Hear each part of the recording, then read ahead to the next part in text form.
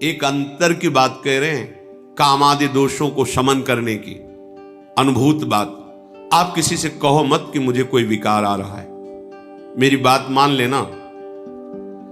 ये हम अपने हृदय की बात कहते हैं, किसी से भी मत कहो कि मेरे अंदर विकार आ रहा है। उससे क्या होगा, जब आप किसी से कहते हैं और स्वीकार कर लेते हैं कि मेरे अंदर काम बहुत पीड़ा पहुंचा रहा है, तो उसकी सत्ता दृढ़ हो जाती है। ये तुम्हारी समझ में नहीं आएगी बात। ये असत है, इनका अस्तित्व नहीं है। नासतो विद्यते भाव, इनका कहीं भी भाव नहीं है ही नहीं। ये तुम्हारी स्वीकृति से, तुम्हारे चिंतन से है। अगर आपने कह दिया तो इनकी सत्ता दृढ़ हो जाती है, फिर ये और परेशान करते हैं। ना होने पर भी ये ठूंठ का भूत है, शांत।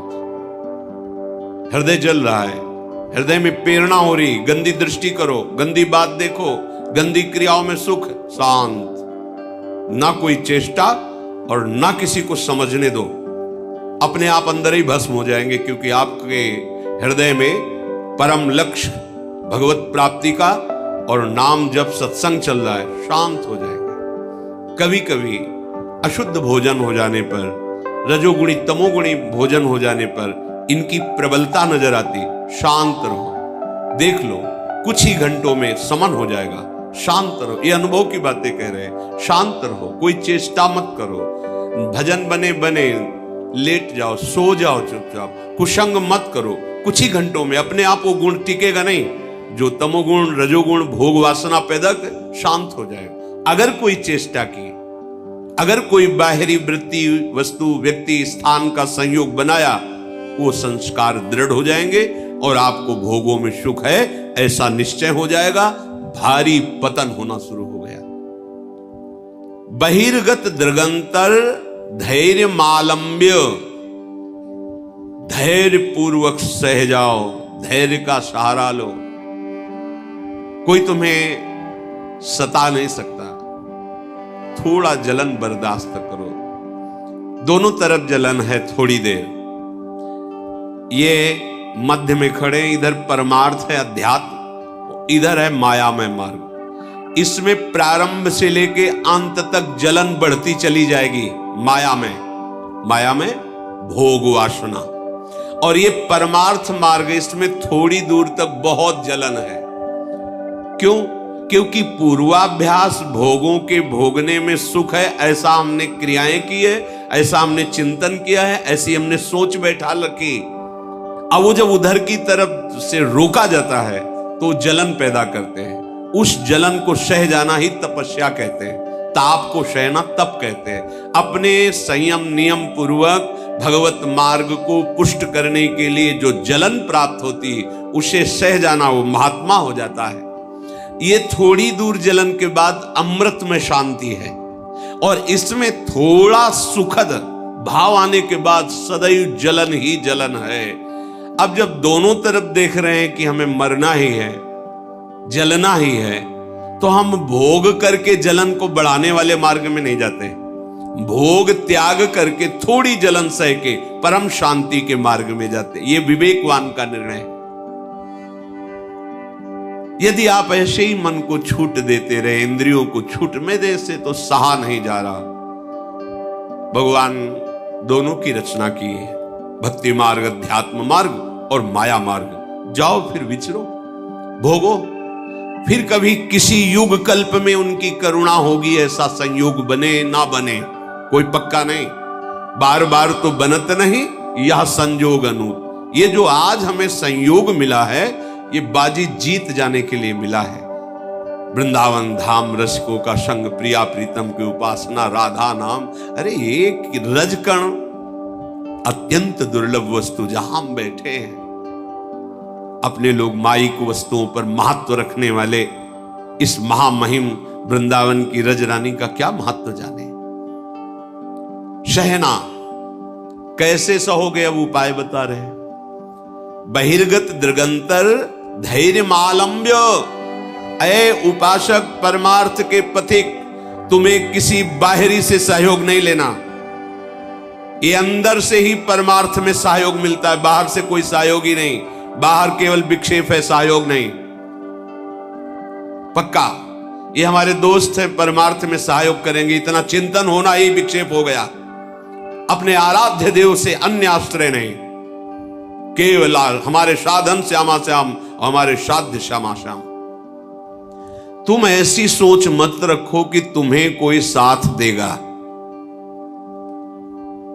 तुम्हें कोई सहयोग करेगा परमानंद प्राप्ति का, तुम्हें कोई सुखी कर सकता, ये भ्रम हटा दो। ये जो तुम्हारा आंतरिक मन बुद्धि कि हम तो गंदे आचरण करें, अधर्म से धन कमाएं, मनमानी भोग भोगे, और विश्व में कहीं कोई ऐसा जादूगर तांत्रिक मंत्रवेत्ता कोई ऐसा मिले जो छूछा कर दे, मंत्र जंत्र बांध दे, हमें कोई विघ्न न सतावे, हम भोग भोग लें, तो ऐसा ब्रह्मा ने पैदा ही नहीं किया। अभी आगे करेगा तो पता चल जाएगा, अभी तक ऐसा नहीं होगा। निज कृत कर्म भोग सुनु भ्राता। यदि किसी के पास जाने से, किसी प्रक्रिया से आपका आगंतुक विपत्ति नष्ट हो रही है, तो वो विधान पहले लिखा हुआ है। आपका सुकृत आ गया और सुख चलने लगा, आपको लगा कि किसी जंत्र या मंत्र या तंत्र से ये काम बन गया, बिल्कुल भ्रम में मत रहना। आपका कर्म ही आपको सुख और दुख प्रदान करता है। कौन काहू के सुख दुख कर दाता, निजकृत कर्म भोग सुन भ्राता। अब इस अध्यात्म की बात को कोई समझना चाहता है? नहीं। कोई ऐसा हवन कर दो, कोई ऐसा मंत्र, कोई ऐसा जंत्र, कोई ऐसा तंत्र, तुम तपस्या करके कोई ऐसा जंत्र बांध दो, कोई ऐसा मंत्र प्रयोग कर दो जिससे मैं सुखी हो जाऊं। फिर कह रहा हूं, ऐसा ब्रह्मा सृष्टि में रचा ही नहीं है। यहां जो रचना है वो भगवान के द्वारा। वो कह रहे अवश्यमेव भोक्तव्यम कृतम कर्म शुभाशुभम। तुम्हें भोगना पड़ेगा अपने शुभ अशुभ कर्म। सामने खड़े हैं जो कर तुम अकर तुम अन्यथा कर तुम सर्व समर्था ईश्वर, वो सामने खड़े हैं और अर्जुन से कह रहे हैं अपनी स्थिति ऐसी बनाओ कि कोई दुख तुम्हें व्याकुल न कर पावे और कोई सुख तुम्हें आए हर्षित न कर पावे। सुख दुख में तुम्हारी समान स्थिति हो, कोई विकार तुम्हारे हृदय को व्यथित करे और उसे तुम सह जाओ, तो तुम परम पद के अधिकारी हो जाओ। सामने परम पद विराजमान है, इनको सहो। जंत्र नहीं बांधा, कोई वहां धागा नहीं बांधा। क्या कह रहे हैं? तास्तितिक्षस्व भारत सहो, ये आगमा पाइनो अनित्यास, ये नाशवान है, इनको सह जाओ। यम ही न व्यथ्यन्ते ते पुरुषम पुरुषर्षभ शम दुखा सुखाधीरम स्वमृतत्वाय कल्पते। अमृत पद का वही अधिकारी है जो सुख दुख को समान भाव से सहकर निरंतर भगवत चिंतन परायण। ये जन्म है मनुष्य का, इसीलिए मिला है। अरे बातुल भूत विवश मतवारे, भोगों में मतवारे, रजोगुणी तमोगुणी वृत्ति धारण करने वाले अध्यात्म को स्वीकार करेंगे क्या? अगर स्वीकार कर ले तो अभी मंगल हो जाए। उनकी समझ में आएगी ये बात, ऐसे ही है, क्योंकि उनको सत्य संसार लग रहा है, उनको मैं शरीर लग रहा है, भोग उनको सुखद लग रहे हैं। अब उस सुख को प्राप्त करने के लिए धर्म अधर्म कुछ नहीं देखना, बस भोगना है। ऐसे लोग कहीं अध्यात्म की बातों को समझते हैं, अध्यात्म उनके हृदय में कहीं प्रकाशित होता है सामर्थ्य, पर वो स्वीकार नहीं कर सकते।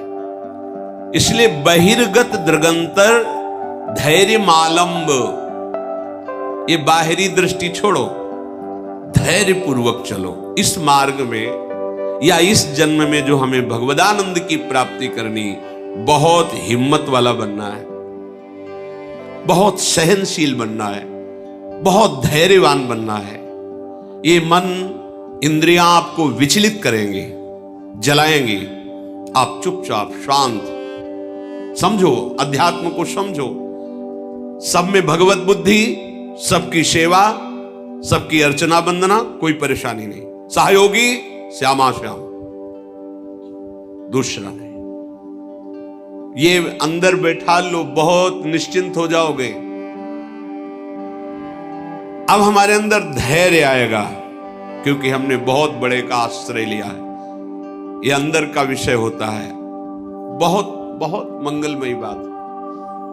एक बार बकरियां चराने वाला बकरियों को जंगल में ले गया, तो एक हरी हरी पत्तियां चबाने में भूल गई अपने परिकर को, और उसका परिकर आगे बढ़ गया और संध्या हो गई। वो अन्य बकरियों को अपने घर ले गया। एक बकरी जो जंगल में रह गई, अब वो घबरा गई। जब उससे चेतना बाहर आई कि अरे मैं तो सबसे बिछुड़ गई, तो पास में नदी थी, सोचा चलो यहां जल पी लेते हैं, फिर जो होगा जैसा होगा। जल पीने गई तो उसने देखा एक बहुत मजबूत पंजा ऐसे दिखाई दे रहा है। तो सोचा किसी बलवान का पंजा है। जल पी ही रही थी कि भेड़िया आ गया। भेड़िए ने आवाज दी, बकरी ने अपनी हिम्मत दिखाई और उस पंजे के पास खड़ी हो गई और कहा, देखते हो ये पंजे का हमने सहारा लिया है। उसने देखा पंजा तो बबर शेर का, भागा कि आसपास कहीं होगा वो, और वो इससे मित्रता की, भागा। अब तो उसको और प्रमाण मिल गया, जो भी आए उसको बस वो पंजा दिखा दे दो। बकरी के शरीर की गंध से जो मांसाहारी पशु वो आए।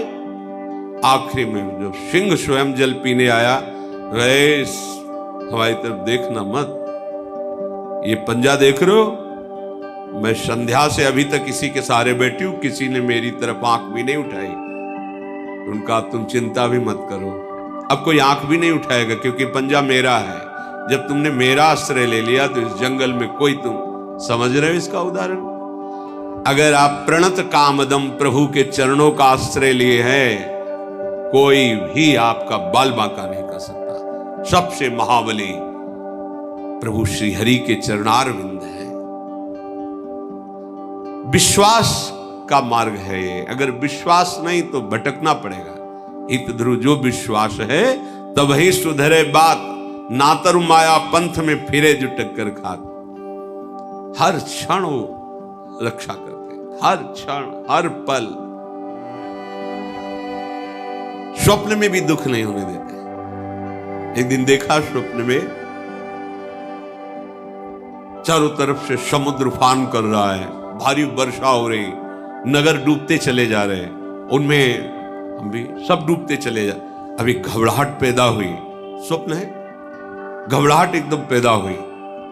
एक बालक इतना बड़ा जाता है, अंगुली पकड़ता है, चलो हमें वो मार्ग पता है जहां ये समुद्र तुम्हें डुबो नहीं पाएगा, दौड़ो हमारे साथ।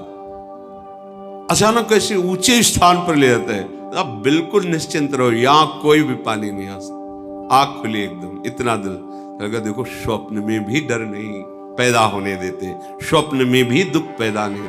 शरणागत वत्सल भगवान, स्वप्न में भी दुख, फिर जागृत की क्या कहे, आश्रय लेके तो देखो।